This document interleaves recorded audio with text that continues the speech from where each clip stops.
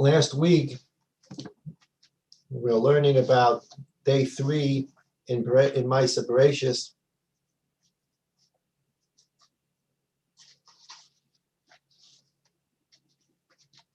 Day 2, the Rebbeinu Shalom separated the water above, the water below, put a rakia firmament between them. Didn't say kitov on day 2 because he didn't finish the work with the water. On day 3, the Rebbeinu Shalom said, let all the waters gather into an ocean and let the land be exposed. And the Rebbeinu Shalom said, kitov. And then the Rebbeinu Shalom said, let the grass pop out, let the trees pop out. And the Rebbeinu Shalom said, kitov. So on Yom Shlishi, the Rebbeinu Shalom said, kitov twice. Yom shehuchbol bo kitov. That's a saying. The third day, Yom Shlishi, is a day where God said kitov twice, and people that get married on a Tuesday, on the Yom Shlishi, the wedding invitation will say, Yom Shlishi, Yom shehuchbol bo kitov. The wedding is going to take place on the third day of the week. That's the day where God said kitov twice. Once for the finishing up of the work of day 2 with the water, and once for the grass and the trees. What we were looking at last week was Vayomer Elokim, Perek Aleph, Pasuk Yud Aleph. Vayomer Elokim, Tache Ha'oretz Deshe, Esev Mazriya Zera, Eitz Pri Oseh Pri Lemino, Asher Zaro Bo Ala Oretz Vayichen.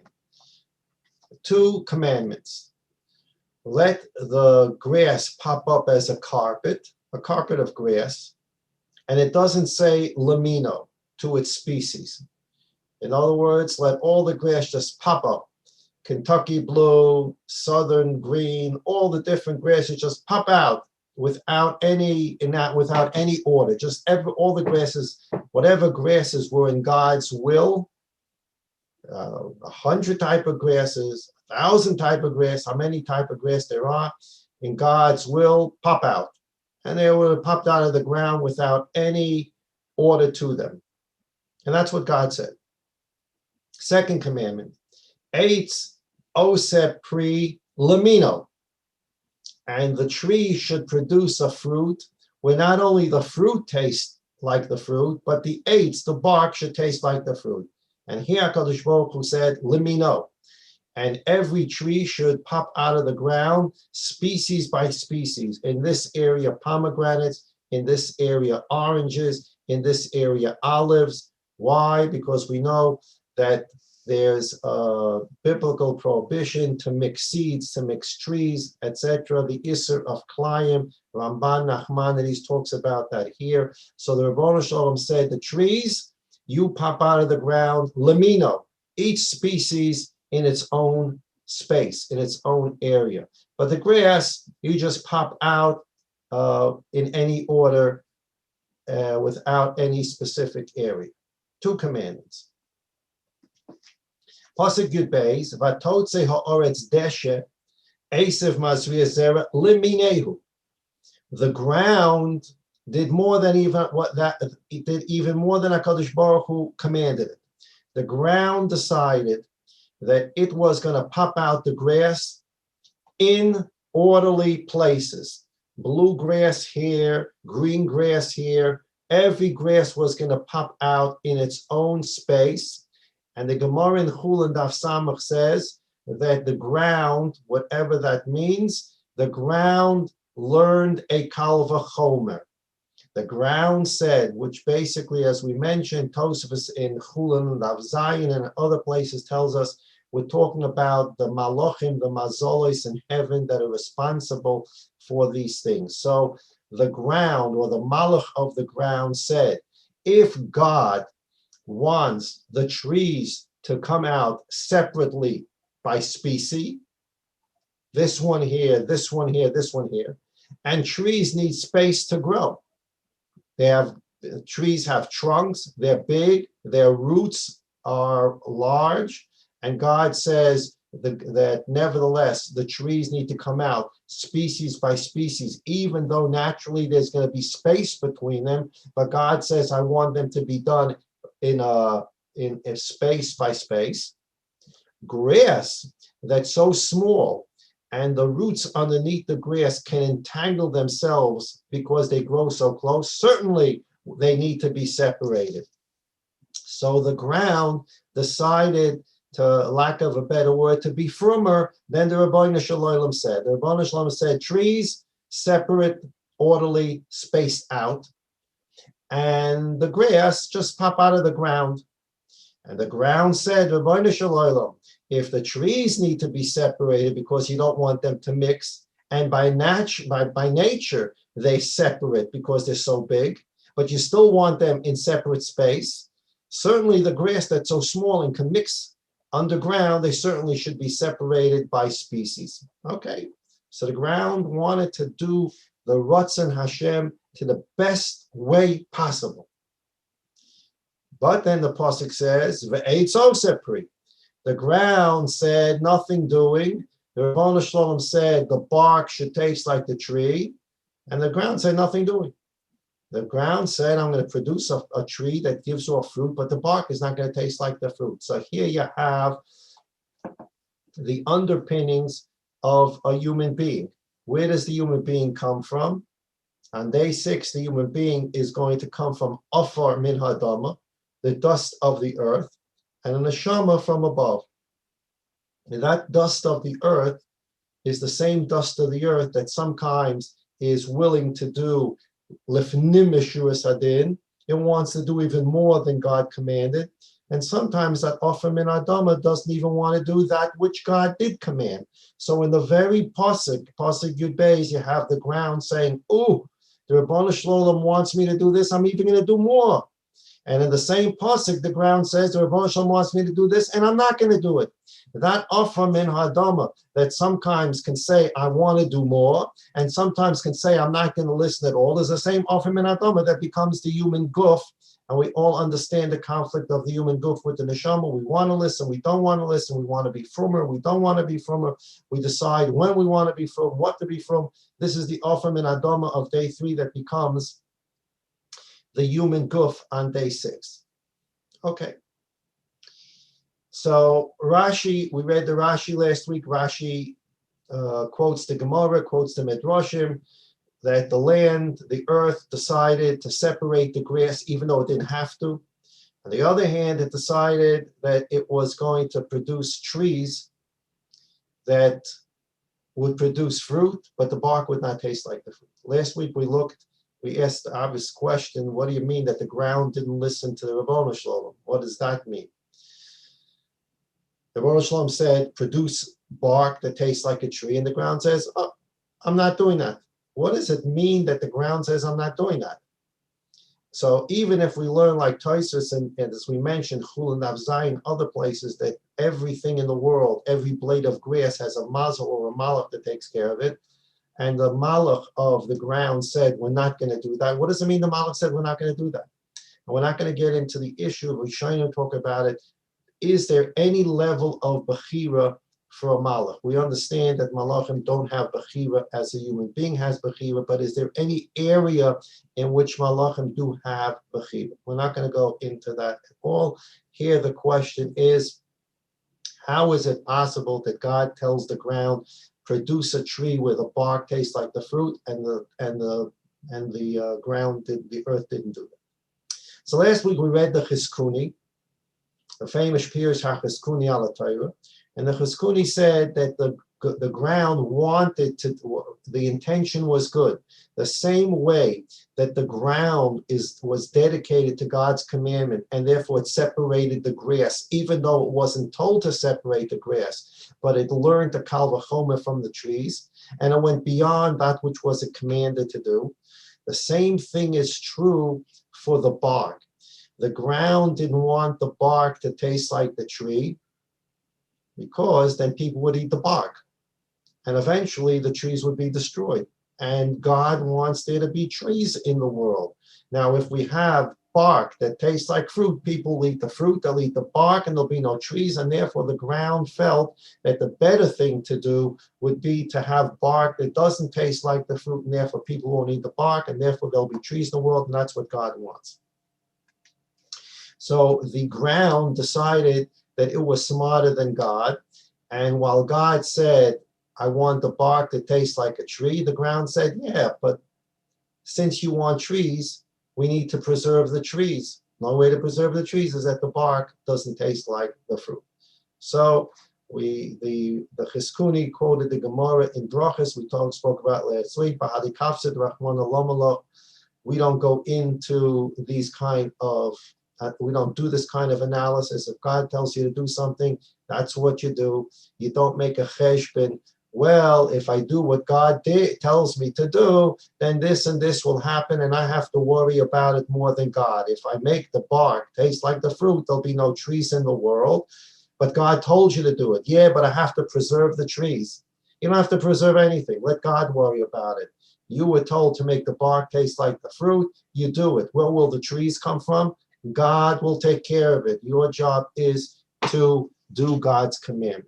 We spoke about Chizkiyo last week. We spoke about Akedas Yitzchak last week. That was the Chizkuni. And take a look today at the Pachad Yitzchak. It was sent out last week. It's a Pachad Yitzchak from Sukkis, Mamori Sukkis Maimar Yud.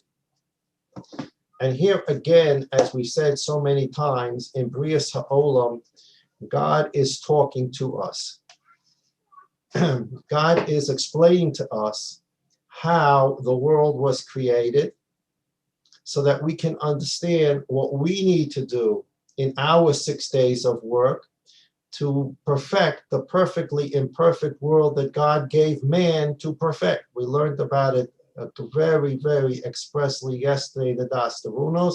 The Ramchal and Das Tavunos even quoted the language of the Gemara that we've quoted so many times from the Gemara in Shabbos. Nasa shutaf lakadosh baruch hu ma'aseh Beraishis. A person can become a partner with God in creating the world. God intentionally made the world perfectly imperfect so that man would be able to perfect the world by making the right choices through his bechira, for which he gets olam haba.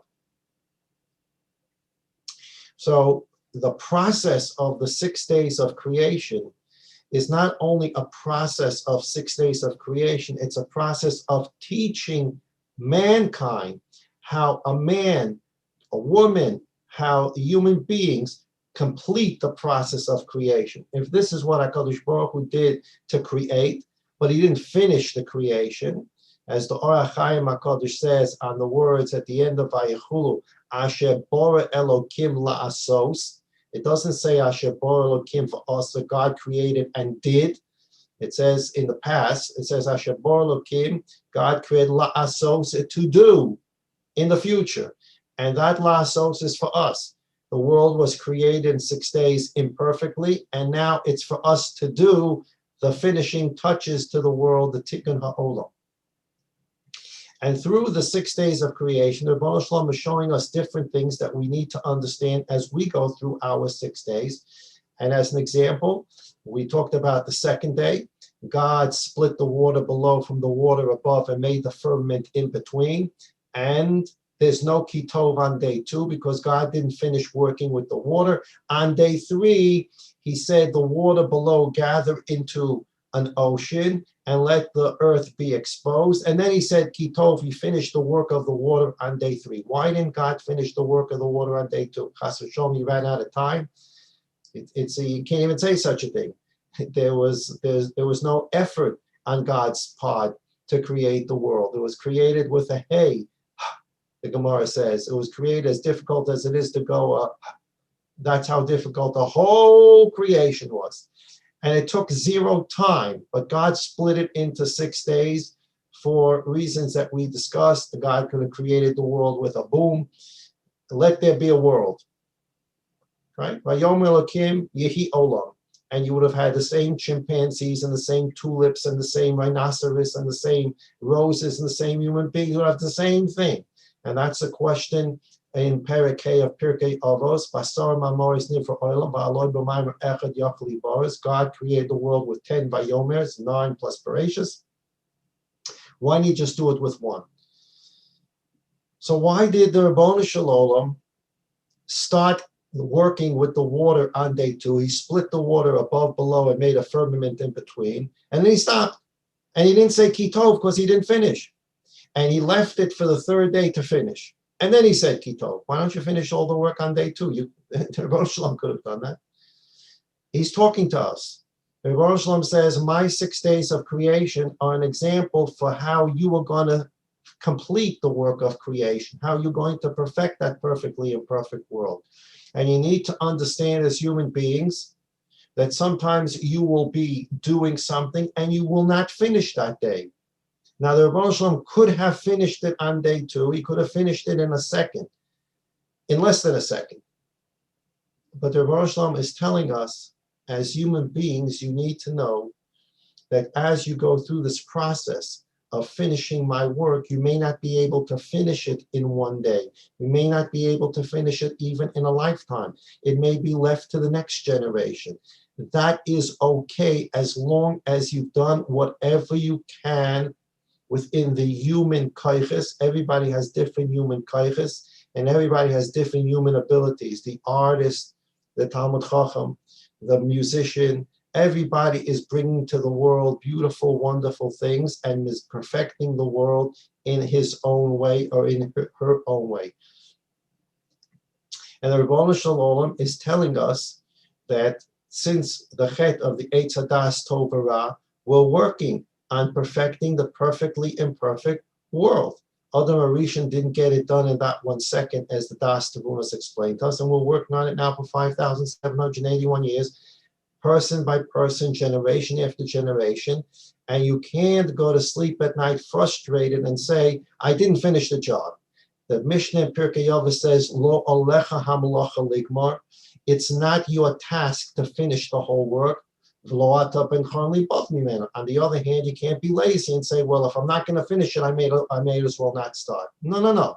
You start, you do what's within your human ability, and that's it. And that's what God is telling us on day 2. It's okay as long as you start and do what you can. Now, of course, in God's world, he could have finished everything on day 2, but he's talking to us. As human beings, if you can't finish it, doesn't mean you don't start. You start, you do your best of abilities, and if you need to go to sleep at night and it's not finished, you wake up the next day with a commitment to finish it, and that's day 2 and day 3. You know, Baruch Shalom is talking to us every day in creation so that we understand how to partner up with him in completing the perfectly imperfect world. Day 3, the Baruch Shalom says to the ground, I want you to pop out trees where the bark is going to taste like the tree. And the ground doesn't listen. What is the Baruch Shalom saying to us? If we learn this episode that the ground doesn't have to listen to God, we don't understand the episode. Or if we're going to learn that the ground has some form of bechira, that is going to become a very difficult conversation, that the ground has bechira. There are people that talk about this. There are mefarshim that talk about this. But we're not going to go down that route that the ground has some form of bechira. We're going to go down the much simpler route that we've been talking about. In every day of creation, the Ribono Shel Olam is teaching us how to go through our life and how to become partners with the Ribono Shel Olam in creation. Just as on day 2, God was talking to us and said, if you don't finish, pick up the next day. It's okay. On day 3, God is telling us something very, very special, that we understand how to go about and partner with God.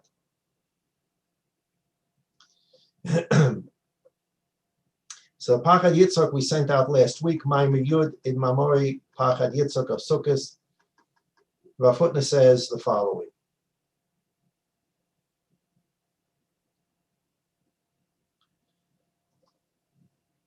Paragraph Daled.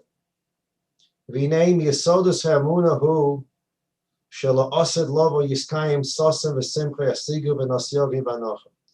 The question he's dealing with is a question that we struggle with all the time, every one of us, and we touched upon it in the Das Tvunos. We have all these promises from Nevi'im, from HaKadosh Baruch Hu through Nevi'im, that in the end of days, Mashiach's going to come and the whole world's going to become perfected. And not only is it going to become perfected, but the Ramchal explains to us that at that point, the Rebbeinu Shalom is going to pick up the curtain, and we're going to be able to see all of human history from day one of creation. And we're going to understand how every piece of human history was a perfect puzzle piece without which the end of days could have not happened. We're going to get a whole new hard drive, a whole new brain that's going to be able to look at all of human history and understand that each of these pieces were necessary, and not only necessary, were good, to bring about the end of days and Mashiach and the perfect world. So we talk this way, and for those, we've said many times, for those who say when Mashiach comes, everything's going to be good. Yeah, but what about the millions of Jews that died during the destruction of the first Beis HaMikdash, destruction of the second Beis HaMikdash, the Crusades, the Spanish Inquisition, Shalmaniki, the Nazis, Yomach Shemam? What do we do about that? Is the Rebbeinu Shalom promising us that Mikanu Lahaba, I'm sending you a Mashiach, that from now on everything's going to be good? That's very nice, Rebbeinu Shalom. But what about the millions of Jews that were tortured, maimed, raped, killed? What about all the Kindle, the children that were killed during the Holocaust? What are we doing about that? What do you mean it's going to be good from beginning out? No, it's going to be good. From now on, it's going to be good, and be Meichel for the past. That's not Mashiach. We're not waiting for such a Mashiach that's going to tell us, Ani mitzta'er, that millions of Jews died, but from now on, it will be good. That's not the Mashiach we're waiting for. We're waiting for the Mashiach who's going to not only make the world a perfect place will start the process of making the world a perfect place to be, but he's going to show us, as the Ramchal explained, that everything that happened in the history of the world with a new understanding and looking at the whole picture, we're going to be able to actually understand it, accept it, and we're going to be able to say the pasuk that we've mentioned so many times, pasuk in Yeshaya, Oidcha Hashem ki anafta bi yoshev apcha usanachameni. There's going to come a day, Yeshaya says, we're going to say, Oidcha Hashem, I'm going to praise you and I'm going to thank you, God, ki anafta bi, for all the times that I thought you were angry at me. And in fact, now I understand there was never any such thing as anger. Everything that happened, as we say when we learn the Astavunos, percolating under the surface is always Latoiv, percolating inside the Hastoras Pun is always the Ha'oras Pun. And this is what Rav Hutner is going to address now. This got built in to the third day of creation. The ability of the human being to understand such a thing, that in the future, that there's going to be a perfected world where not it's going to be good going forward. We're going to get an understanding that everything that happened till then was necessary and was good. How do you understand that? I understand people dying and being killed, that it was for the good. We can't understand that now because our minds work in past, present, and future. And in past, present, and future, there's a past that hurts. There's a present where the hurt is still felt, and there's a future that looks good. But the past, present, and future remain past, present, and future. We're going to get a whole new hard drive, a whole new brain, where we're going to be able to collapse the past, present, and future and see it as one item where all the puzzle pieces fit together. So Rav Hutner now in paragraph Dalet. One of the principal foundations of Jewish faith, belief, shall osed lovoi, in the future, yiskayim sosen v'simcha yasigu v'nosyogim v'anoch. In the future, this is a pasuk in Yeshaya as well. In the future, there'll be only sosen and simcha. We're going to be able to get to sosen and simcha v'nosyogim v'anoch, and misery and pain will run away. They'll be gone. There'll be no pain and suffering. It'll only be sosen and simcha.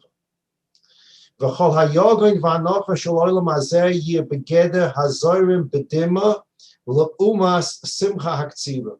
We say, before we bench, we sing Shir HaMalos. And there in the Shir HaMalos from Tehillim, we say hazorim bedima, those who plant with tears, Verina yiktsayu, they will reap with joy. If you plant with tears, you work hard and you cry, and it's sweat, blood, and tears that go into the work, you're going to eventually be able to reap with joy. And that's the way the world works. Heavy work and sometimes tears and challenges. At the end, we look forward to be able to reap with joy. But this is reaping with joy.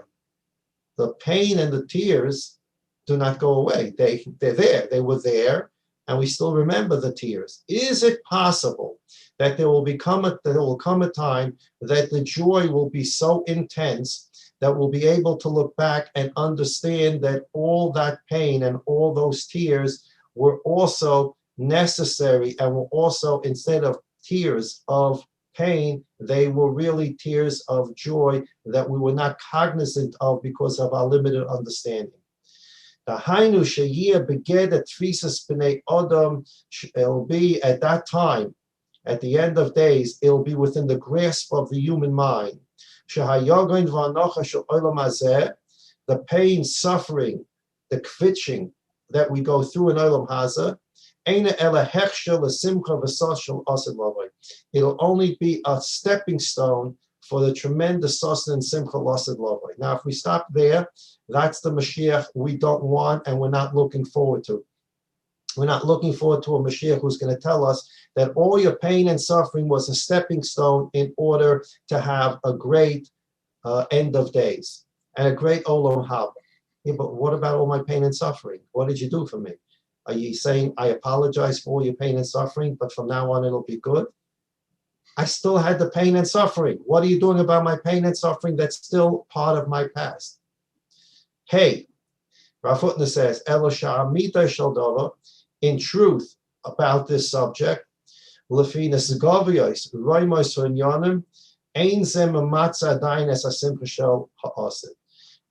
to the great level of this idea that in the future there's going to be the end of days and a perfect world, this idea that the pain and suffering was a stepping stone to the future perfect world does not completely take in this idea. I can't have a perfect world at the end of days where I still remember pain and suffering. Now, the Rebbeinu Shalom, of course, can clear our brains that we don't remember anymore. We have amnesia. I don't remember the pain and suffering anymore. Kodesh Baruch Hu can do that. That's not what he's going to do. He's not going to give us amnesia. We're going to take that pain and suffering, and it's going to become a whole new understanding. La'asid lava. Ki saif saif begidre hechshe miyas loy paltinan midei hamatzav shel yogain v'anacha. The fact of the matter is, even if you tell me that I need to believe that the pain and suffering was a stepping stone to all the great joy of the future, Abba, the pain and suffering remains. It's part of my past. You didn't do anything about my past.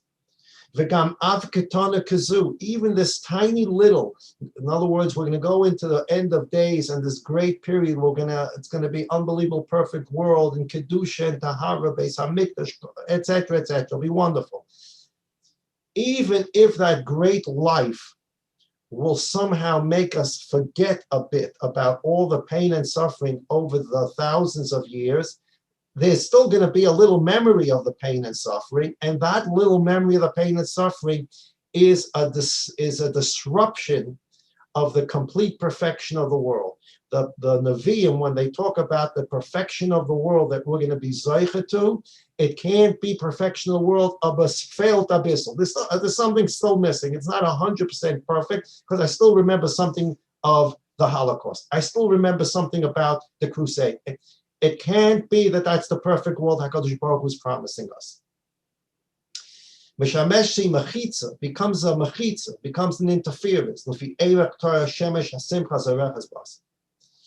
Uva makim zeh, in order to understand what that future world is going to look like, where we can do away completely with the pain and suffering. Not that the pain and the suffering became a stepping stone to the perfect world, but the pain and suffering was actually part of that great perfect world. How do we do that? Where do we get that understanding from? Then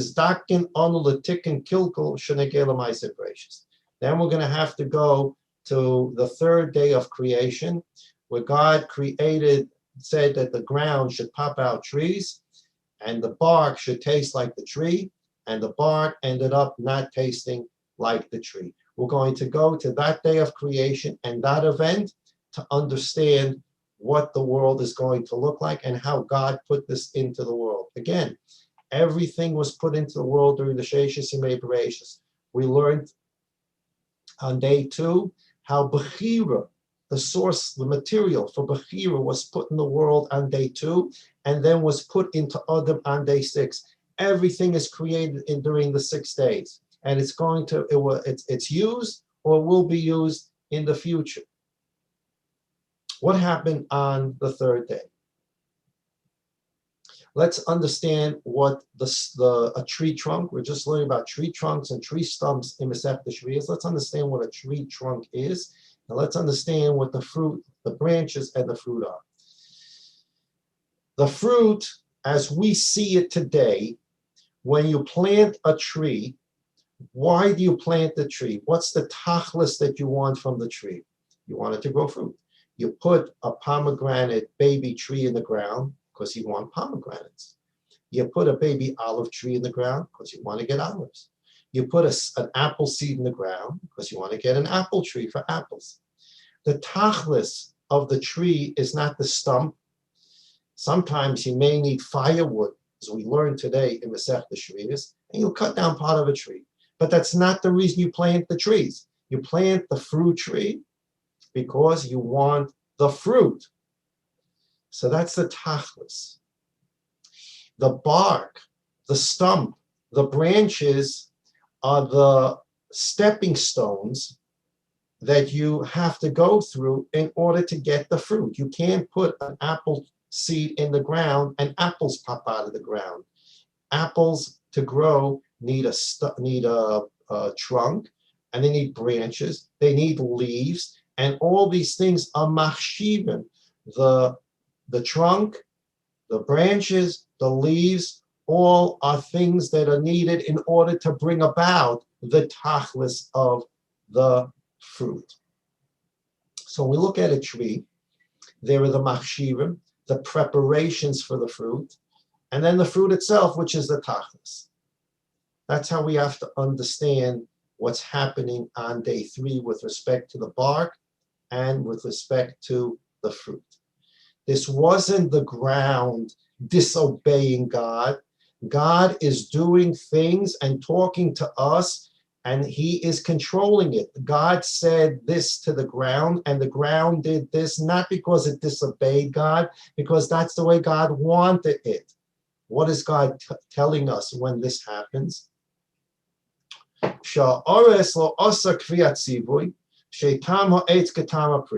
The ground did not follow God's instruction that the bark tastes like the fruit. And it brought out a fruit that brought out bark that doesn't taste like the fruit. The hainu shalafi osa hamatziyah shal atzmius ritzono. God's actual will. What was God's will on day 3?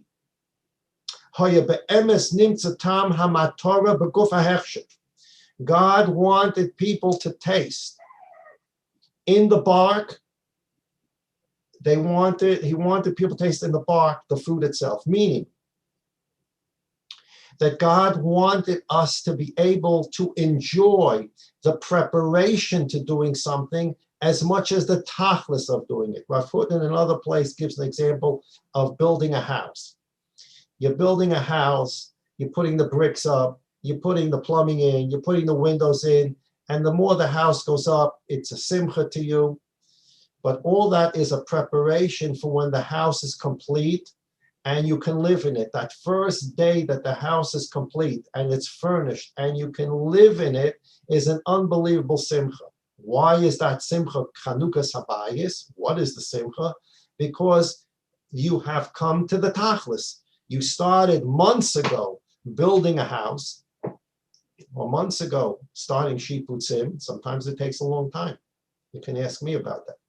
Sometimes it takes, you're doing shiputzim, and the shiputzim, as it goes on or as it drags on, slowly but surely, it gives you some agnes nefesh because it's taking so long, but slowly you see things coming together and it gives you some simcha. But the real simcha is when you get to the tachlis. The thing is done and you see it in its complete state. When you get to the tachlis, you have the simcha. As you're doing things to get to the tachlis, sometimes you cry, and sometimes it's hard, and sometimes it's painful, but eventually we get to the tachlis, and then we have the simcha.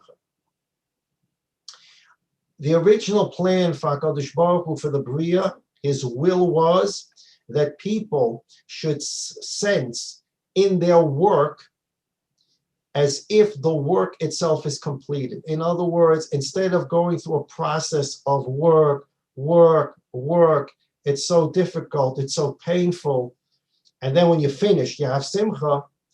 That's the way the world works. The Rebbeinu Shalom was going to create a world where, as you're working, even before you completed the tachlis, you're going to have the same simcha in the preparatory stages as you would have at the end stage. The Rebbeinu Shalom was going to create such a world that a person would have such a geschmack as he's working towards something, the same geschmack he would have when he's finished and sees the finished product. The Rebbeinu Shalom was create such a world. And that's why he said the bark should taste like the fruit.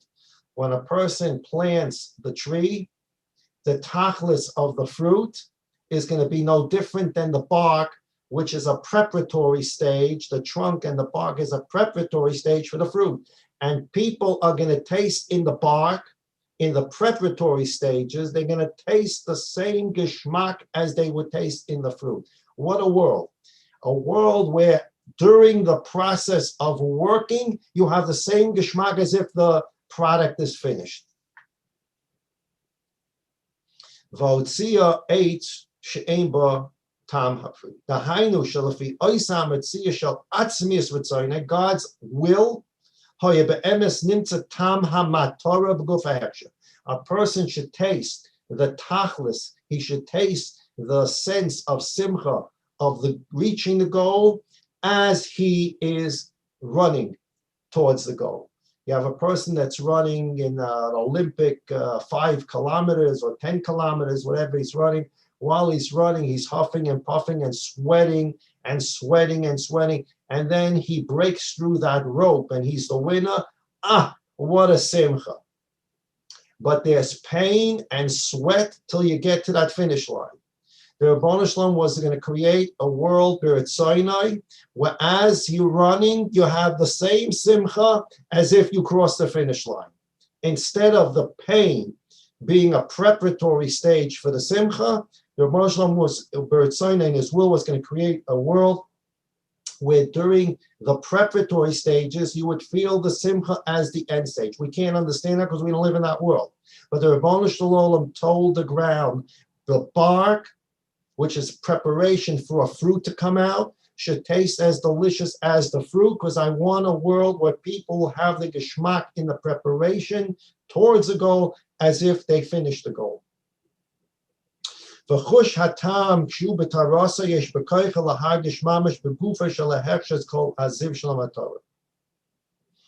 didn't happen that way. It didn't happen that way because the world wasn't ready for it. But God put into the world a commandment that the bark should taste like the fruit. This was put into the world. God commanded it to happen, and therefore, since he commanded it during the 6 days of creation, that possibility remains in the world. Remember, we learned in the Das Tavunos, Ein Kol Chodesh Tachas Hashemesh, nothing new is post Brias Ha'olam, nothing new. It's either here or it was put into Beraishis to come out later. So the Rebbeinu Shalom put into the world through this commandment that people are going to sense in the preparatory stages the same geschmack as the end product. And the end of days, all the mishaps that occurred, quote unquote mishaps, that God put into the 6 days of creation will be perfected when the perfectly imperfect world is going to be perfected. And at that time, at the end of days, it's going to happen. The taste of the bark will be the same taste of the fruit. And you're going to be able now to have a whole different life. The life of simcha at the completion of a goal, that simcha is going to be at every stage working towards the goal. And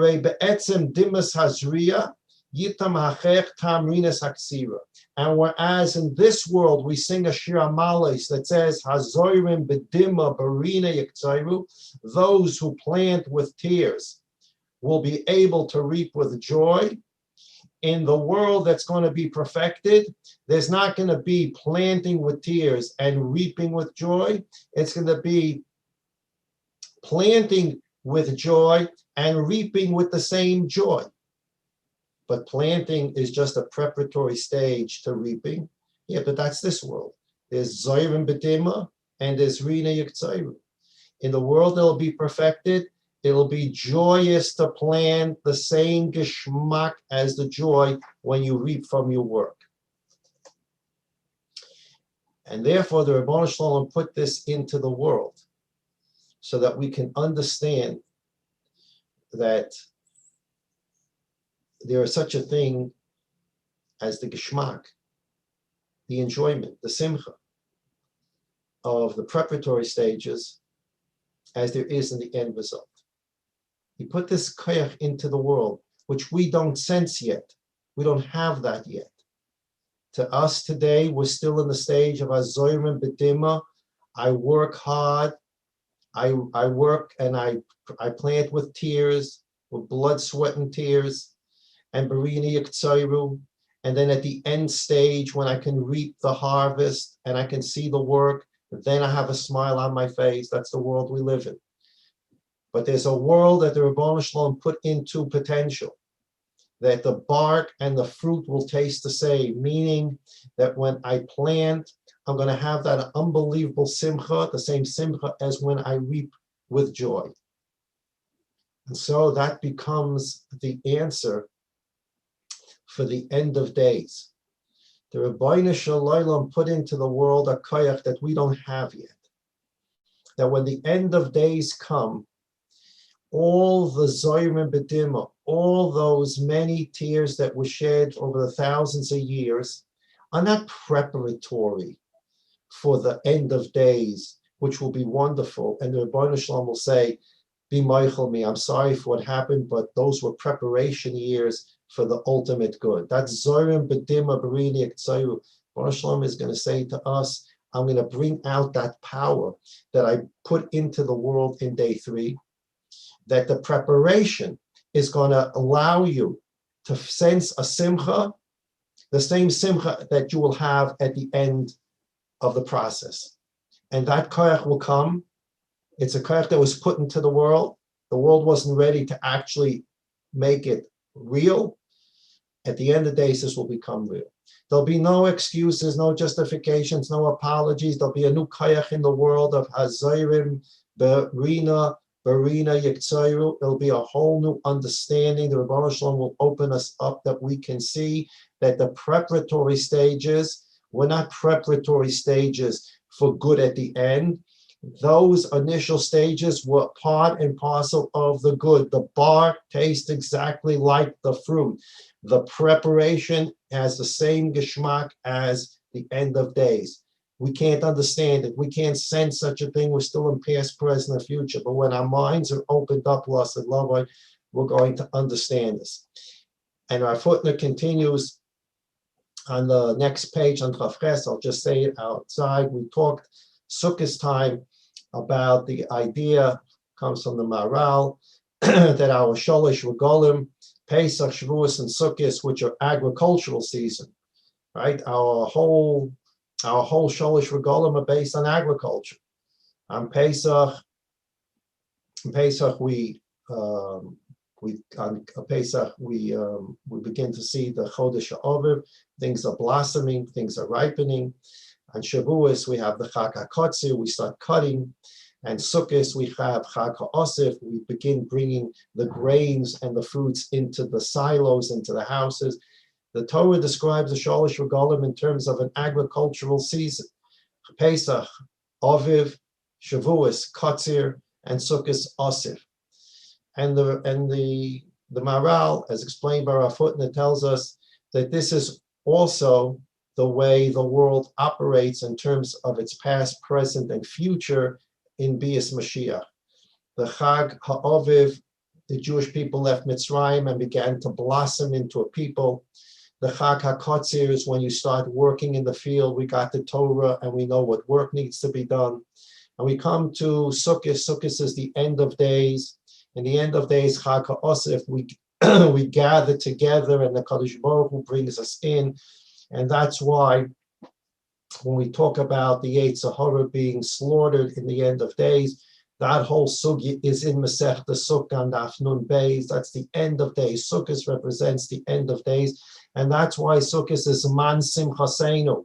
It's the yontif of the ultimate simcha. It's the yontif of the end of days. It's a replication of the end of days. And what do we do in the Beis Hamikdash on Sukkot? We pour water on the Mizbeach. And what do we call the pouring of the water on the Mizbeach? We call it Simchas Beis HaShoeva, the simcha of the drawing of the water. And everyone asks the same kasha. What is the mitzvah? Is the mitzvah to draw the water, or is the mitzvah to pour the water on the Mizbeach? And we all know the mitzvah is to pour the water on the Mizbeach. That's the mitzvah. Nisuch hamayim, pour the water on the Mizbeach. Yet when Chazal talk about the mitzvah, they talk about it as the Simchas Beis HaShoeva, the simcha, the joy of going out, drawing the water, and bringing it to the Beis Hamikdash to pour on the Mizbeach. When the pasuk talks about this mitzvah, it says, "Ush'avtem mayim b'sasa mimayne ha'yeshua." Go draw the water with a joy. Why is the pasuk dealing with drawing the water? Drawing the water is only a preparatory stage to pouring the water. If I ask you, what are the two phases of the mitzvah of water on the Mizbeach, you would tell me, first you have to draw the water in preparation to pour the water on the Mizbeach. So where should the joy be? When you're doing the mitzvah, when you're pouring the water on the Mizbeach. Why is it called Simchas Beis HaShoeva, the simcha of drawing of the water? Why does the pasuk say, "Ush'avtem mayim b'sasa," and draw it with joy? The drawing is just a preparation for the mitzvah, which is the pouring. So our footnote says this is the message. Sukkot is the yontif. That's a man simchaseinu. It's a replication of the end of days. And in the end of days, the preparatory stage is going to have the same simcha as the tachlis. The bark is going to taste like the fruit. The preparatory stage is going to have the same geshmak as the end stage. And drawing the water will have the same simcha as actually pouring it on the mizbeach. The hachana for the mitzvah, the preparation to do the mitzvah, will have the same geshmak as doing the mitzvah. The bark will taste like the fruit at the end of days. And therefore, after mayim b'sasai, and it's Simchas Beis HaShoeva, dafka on Sukkot, because Sukkot is the Zaman Simchaseinu replication of the end of days. And the end of days, the bark will taste like the fruit, and the preparation will have the same geshmak as the actual goal, and therefore the drawing of the water will be the same simcha as the pouring on the mizbeach. Ush'avtem mayim b'sasai mimayne ha'yeshua. All those Yidden that need Yeshua shall have Yeshuas, all those Yidden need Nechamas shall have Nechamas, all the Yidden need Baruch shall have Baruchas, all the Yidden need Refuah shall have Refuahs. Refuahs, Yeshuas, Nechamas, Baruchas can only come from the Rebbeinu Shalom, the Echad Yaakov Yuchad, when he wants, how he wants. If he wants to use a shliach, only through the shliach that he selects, and we do our hishtadlus as human beings. And he blesses that which we do, but we have to make our hishtadlus. And when we internalize this and understand the Echad Yachad and Yuchad, we're doing a Gilei Yichud for ourselves, and we donate that Gilei Yichud for Klal Yisrael, so we can come to that critical mass of Gilei Yichud, where Baruch Shalom B'Tzayin Hashem could send Mashiach Tzidkenu Mamish today to finish the process of Gilei Yichud, build a Beis HaMikdash today, Machzas HaShekel. We're in the time of Machzas HaShekel. We learned this after Shkolim, Be'echad Ba'adar Mashmim Al Shkolim, starting the first day of Adar. Based and made announcements to bring the Machzas HaShekel. We're in that 30-day period now of bringing Machzas HaShekel. The Baruch Shalom should give us the schus to bring Machzas HaShekel. This year, Mamish B'Tzayin Hashem today, bring Karbonis. Before Shalema to Moshe Zelig Ben Rezo, before Shalema to Yosef Chaim Ben Shoshana Menucha. Before Shalema, please write this down. It's another name. Before Shalema to Shmuel David Ben Tikva Leah. Shmuel David Ben Tikva Leah. It's a member of the Schottenstein family that lives here in Eretz Yisrael. Nebuch got COVID. He needs a refuah shalema. Shmuel David Ben Tikva Leah refuah shalema. V'sach shach al Yisrael fus no shvus haguf v'chol cholei corona hashbag olos man kriv v'neima amen. Everybody take care of yourselves, watch yourselves, do what you need to do, refrain from doing that which you don't need to do. If you need to go outside, you go outside, you make cheshbonos when, how, when it's safe. With the vaccinations, with alamaisis, we did our hishtadlus, but the hishtadlus not over. We need to be careful and take care of ourselves so that we can build a Beis HaMikdash, we can bring Machzashek, we can bring Karbonos.